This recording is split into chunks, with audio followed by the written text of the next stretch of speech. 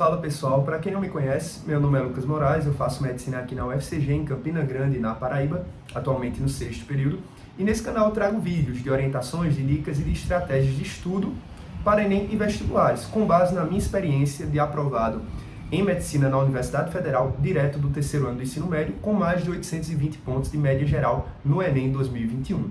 Então hoje, mais um vídeo sobre isso. A gente vai discutir aqui um tema muito importante, que é correção de simulado e de prova antiga. Mas assim, isso se estende também para as suas correções de questões, de listas de exercício, de tudo.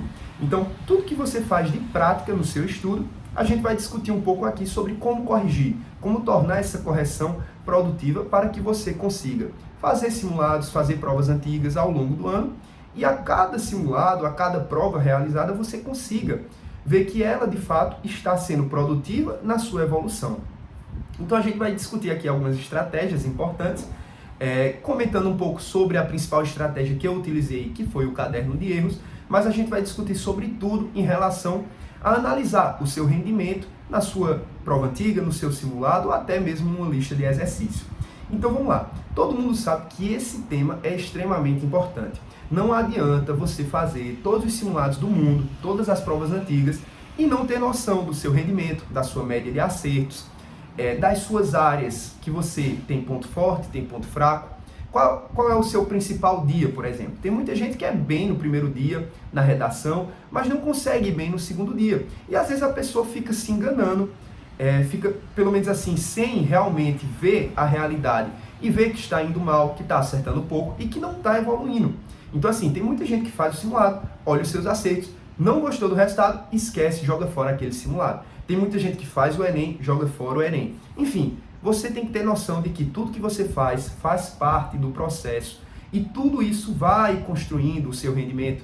Então, uma pessoa que começa acertando 100, 110, para ela acertar 150, ela tem que ir caminhando, subindo os degraus de uma escada. Então, assim, você precisa ter noção do seu rendimento e outra, você precisa ir atrás de saber o que está faltando. Tem muita gente que acerta 130 e não sabe por que não acerta 150. Você tem que olhar o seu simulado, tem que olhar o que está faltando. Porque pode ser conteúdo, pode ser falta de atenção, pode ser falta de base. Você está errando conteúdos que você estudou, mas você não tem base. Ou mesmo falta de assunto, você não viu todos ainda. Certo? E assim por diante. Estratégia de prova, muita coisa está envolvida.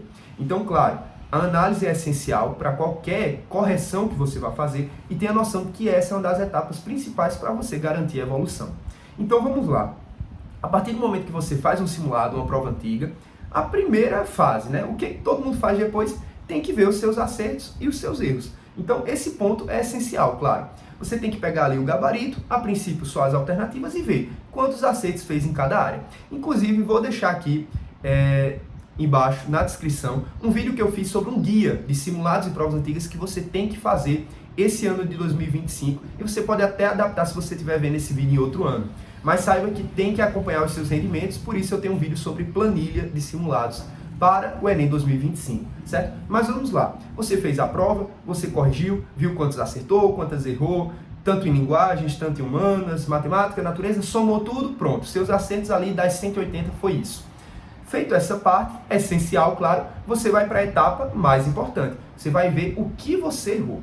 É interessante que, primeiro, saiba que chutes não devem ser contados como acertos. Isso você conta no dia do Enem, certo? Sorte. Porém, se você está fazendo um simulado e você chutou umas 10 questões e acertou ali 5, você tem que saber que você chutou, você nem leu ou você nem sabe e você está considerando como acerto. Isso não é acerto, certo? Então considere como erro, ou mesmo considere o número, mas saiba que aquela questão vai ter que passar no seu olho de novo. Você vai ter que resolver.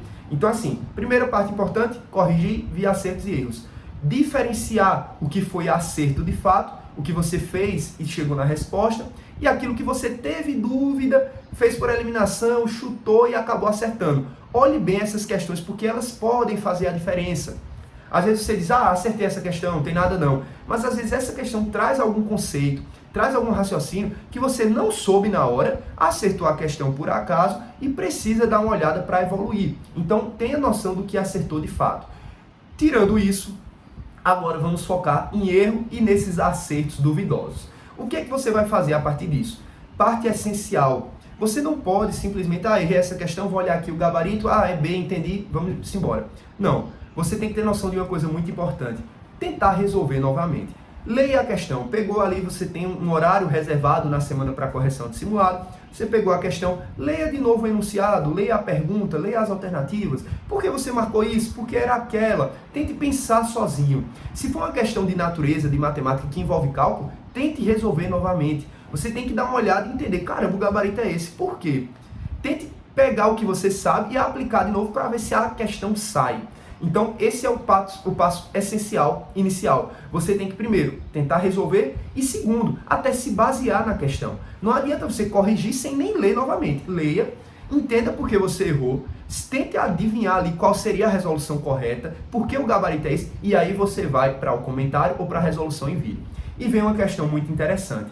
Lucas, sempre tenho que olhar vídeo, comentário, o que é que eu olho?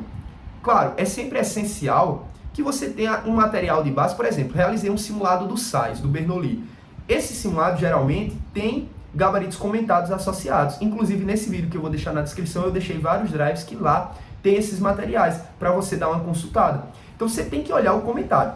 Tem alguns simulados que você não vai ter acesso à resolução em vídeo, infelizmente. Então você vai ter que se contentar com a parte do comentário, em texto, ou mesmo pedir ajuda de outra pessoa, de um monitor, de um estudante, de uma assessoria, certo? Mas, de toda forma, inicie pelo gabarito comentado. Olhei o gabarito comentado, tentei raciocinar e entender esse gabarito, olhei a questão, entendi, show.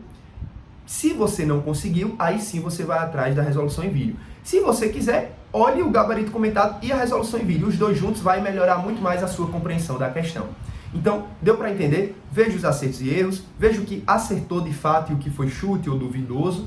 E aí você vai para a etapa de conhecer de novo a questão, tentar resolver novamente, tentar entender de forma individual, e aí, se precisar, você vai em busca do gabarito comentado e da resolução em vídeo. A partir desse momento, você compreendeu a questão, certo? Então, essa é parte ótima, isso é muito importante. Mas aí vem a questão, o que é que você vai tirar de produtivo desse simulado ou dessa prova antiga? Lembrando que provas antigas geralmente tem a correção inteira no YouTube, de forma gratuita, então não se preocupe com isso. Você fez uma prova do Enem em 2017, pesquise tudo no YouTube e na internet que você vai achar gabarito, comentário ou em vídeo de forma gratuita. E você tem que utilizar esses meios para favorecer o seu estudo. Aí vamos lá, o que é que você vai tirar de produtivo dessa correção? E aí entra o conceito de caderno de erros, certo? Aqui eu coloquei também flashcards, mas vamos discutir um pouco sobre os dois. Basicamente, o que é o caderno de erros? Você vai pegar um caderninho, por exemplo, um caderno pequeno do tamanho desse tablet, e você vai pegar ali, todo simulado você anota, simulado SAIS 2025, o primeiro simulado. Aí você vai colocar linguagem, tantos acertos, questões de linguagem, aí questões de humanas, questões de natureza, questões de matemática, acertos, erros, enfim. Aí vamos lá, questão de natureza, você corrigiu, você entendeu, você compreendeu. O que é que você pode escrever nesse caderno para que depois, quando você for revisar semanalmente ou a cada simulado, o que você pode anotar dessa questão que vai ser produtivo para futuramente você lembrar e nunca mais esquecer e nunca mais errar. Essa é a questão principal. Repetição de erro é o que leva à falta de evolução. Você fez uma questão hoje de matemática financeira e aparece no outro simulado e você erra de novo. Às vezes questões iguais com o mesmo raciocínio você erra mais uma vez. Não pode. Então assim, você tem que tirar algo de produtivo do raciocínio, da teoria, do conteúdo, para que você coloque aí nesse caderno e, claro, isso surta efeito nas suas revisões posteriores. Então, é essencial o caderno de erros. Lucas, como é que eu faço isso? Eu vou dar um exemplo. Por exemplo, eu estou estudando medicina, às vezes faço questões de residência médica, e eu tenho uma questão teórica lá, que, por exemplo, fala sobre um tratamento, aí traz um detalhe específico sobre esse grupo de pacientes, ou sobre esse medicamento, ou sobre a reversão do efeito desse medicamento, certo? Ou sobre o conteúdo em si. Às vezes, tal doença é marcada por tal tríade, tal, tal e tal.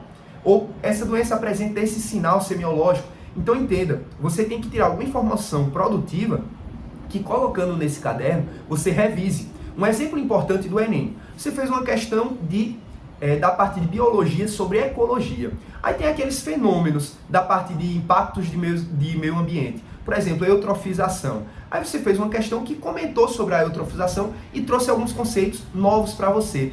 Você vai pegar nesse caderno e anotar os conceitos que foram trazidos. Você vai tentar tirar de produtivo algum conceito, alguma revisão, que depois, olhando aquilo, você se prepare um pouco mais. Deu para entender? Na parte de matemática é um pouco difícil. Às vezes, as contas ou o raciocínio matemático, de fato, não faz muito sentido você anotar, porque você vai revisar os números.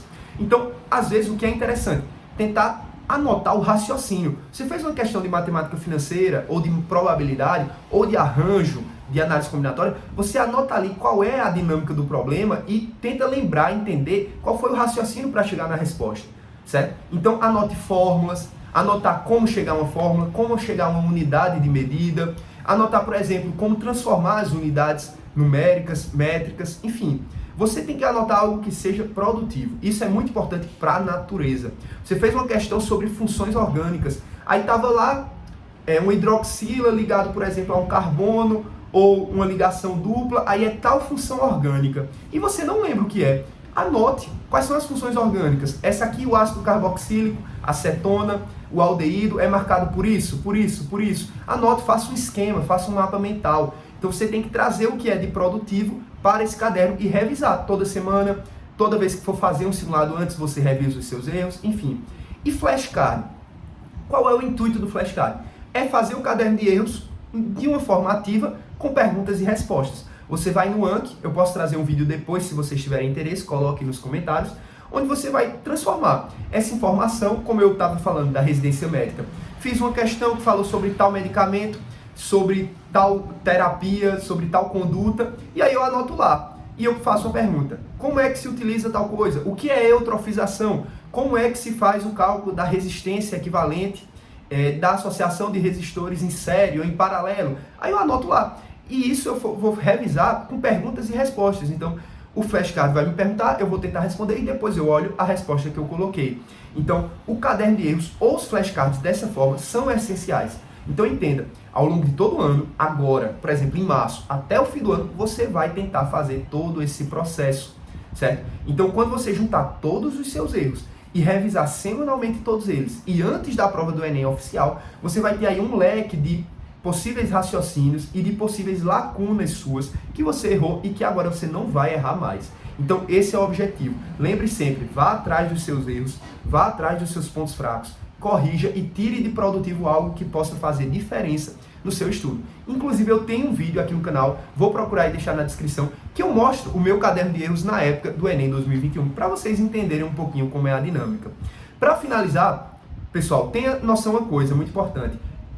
Tenha noção dos seus erros que foi por falta de atenção, então preste atenção na questão e tente resolver novamente agora com mais atenção. Tenha noção dos seus erros que foram por estratégia de prova, vou gravar vídeo sobre isso depois, mas principalmente, você tem uma estratégia de prova e você não conseguiu terminar as 90 questões. Então você deixou em branco umas 10 questões ou chutou. Isso são erros que não foi por falta de conteúdo, de atenção, de raciocínio, nada. Foi porque você não fez a tempo. Então são erros à parte que você tem que ter uma noção e analisar direitinho. E por último, falta de conteúdo. Se você fez uma questão e você errou porque você nunca viu aquele assunto, deixa essa questão guardada aí, que quando você for ver o assunto, você pode tentar resolver. Então faça essa diferenciação. Lembrando que isso aqui é essencial para simulado, prova antiga e até lista de exercício, certo? Uma coisa por fim, se você quer participar de um simulado gratuito que tem gabarito comentado e resolução em vídeo, você pode conhecer o simulado do A Prova Total. Vou deixar aqui na descrição e nos comentários. Você pode se inscrever pelo link que eu vou colocar aqui e você vai ter um simulado completo, sem redação, mas com as 90 questões do primeiro dia e do segundo, para você realizar agora nas próximas semanas. Se você estiver assistindo, confere aqui o link que eu vou deixar para que você consiga participar de um simulado gratuito, com questões autorais feitas pelo A Prova Total. Eu participei desses simulados na minha época da aprovação, inclusive eu sou embaixador da plataforma, cupom MEDMORAES 10% de desconto. E, no geral, é isso. Deixem aqui nos comentários as principais dúvidas que eu posso responder melhor sobre qualquer coisa relacionada a simulado e prova antiga. Valeu, pessoal!